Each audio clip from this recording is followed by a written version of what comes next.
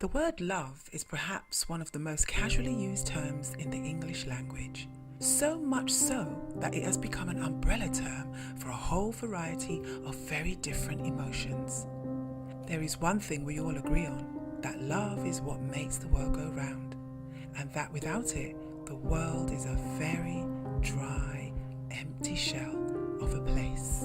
On the other hand, it is a word we very easily twist around to justify our emotional dependency upon another person.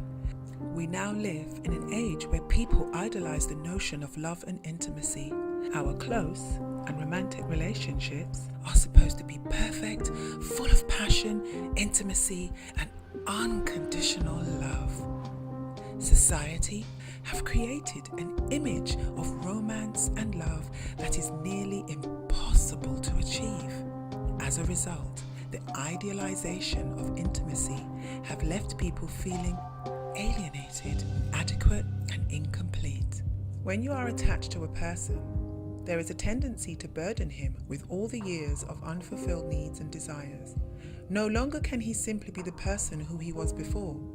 If he fulfills your needs, you might try to control him or hold on to him for fear of losing him.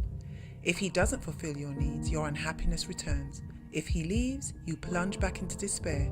But this time, he is to blame for it. But he is not at fault. The despair and insecurities have always been there, deep down within you. Your pain comes from your internal attachments, not him. This always happens when you're so terribly attached to a person over a period of time. When we let the mind run riot, our thinking can gradually become divorced from reality. When it feels as if you can't live without the other person, it is emotional dependency. The part of you that is in love is really a child who is needy for love because you are not giving love to yourself or to others.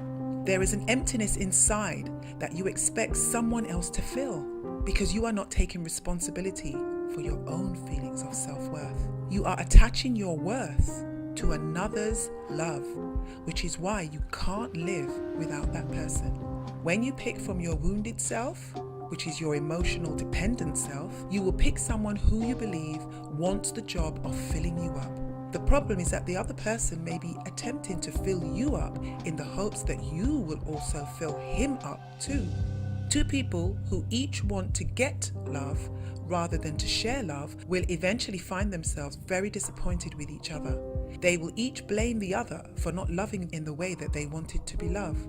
Social anthropologists often describe many human relationships like a contract.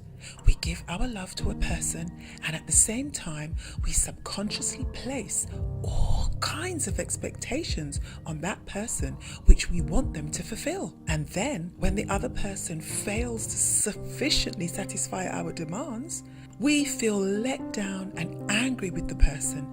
Our insecurity and fear of not being loved come to the fore, and we often resort to some kind of emotional manipulation to try and to get them to fulfill our demands. True love means loving people for who they are. If we can learn to distinguish love from emotional dependency and put this distinction into practice, then we make life more beautiful, not only for us, but for everyone we come into contact with.